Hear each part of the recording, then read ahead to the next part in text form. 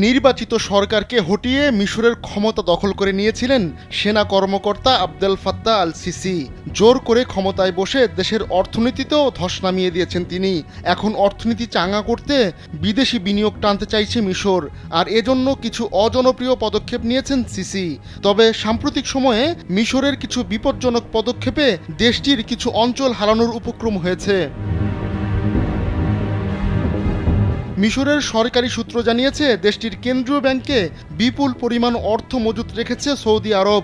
সেই অর্থ ব্যবহার করে লোহিত সাগর তীরবর্তী পর্যটন এলাকা রাস জামিলা এবং মিশরের কয়েকটি সরকারি কোম্পানি কেনার প্রস্তাব দিয়েছে রিয়াদ। মিশরের সরকারি ব্যবসা খাত বিষয়ক মন্ত্রণালয়ের একজন কর্মকর্তা জানিয়েছেন, সৌদির এমন প্রস্তাবে আগে থেকেই সাড়া দিয়ে রেখেছে কায়রো। 250-টিরও বেশি ডিজাইন অপশন নিয়ে ওয়ালটন স্মার্ট ফ্রিজ, বোঝে আপনার প্রয়োজন। চলতি বছরের ফেব্রুয়ারি মাসে সংযুক্ত আরব আমিরাতের সঙ্গে $35 বিলিয়ন এমনই একটি চুক্তি সই করেছে মিশর। ওই চুক্তি অনুযায়ী ভূমধ্য সাগরের তীরবর্তী রাস এল হেকমা রিসোর্ট উন্নয়নে কাজ করবে আমিরাত। এর বিনিময়ে মিশরের কেন্দ্রীয় ব্যাংকে থাকা আমিরাতের $11 বিলিয়ন বৈদেশিক মুদ্রার মালিক হবে কায়রো।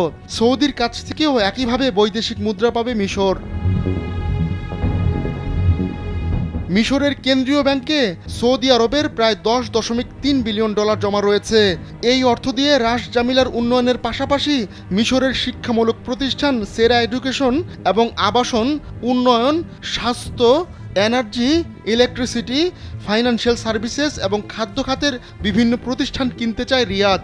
স্থানীয় গণমাধ্যম বলছে, খুব শিগগিরই এ বিষয়ে ঘোষণা দেওয়া হবে। রাস জামিলা বর্তমানে জনপ্রিয় একটি ডাইভিং সাইট। এটি দক্ষিণ সিনাই গভর্নরেটের শার্ম এল শেখ আন্তর্জাতিক বিমানবন্দরের প্রায় 11.5 কিলোমিটার দূরে অবস্থিত। রাস জামিলার ঠিক উল্টো পাশেই রয়েছে লোহিত সাগরের 2 দ্বীপ তিরান ও সানাফির। 2016 সালে এক চুক্তির মাধ্যমে এই 2 দ্বীপের নিয়ন্ত্রণ সৌদির হাতে তুলে দেয় মিশর। এ নিয়ে তখন মিশরে ব্যাপক বিক্ষোভ হয়েছিল। তিরান ও সানাফির দ্বীপের কাছাকাছি হওয়ায় রাস জামিলা নিয়ে সৌদি বিনিয়োগকারীদের আগ্রহ বেশি।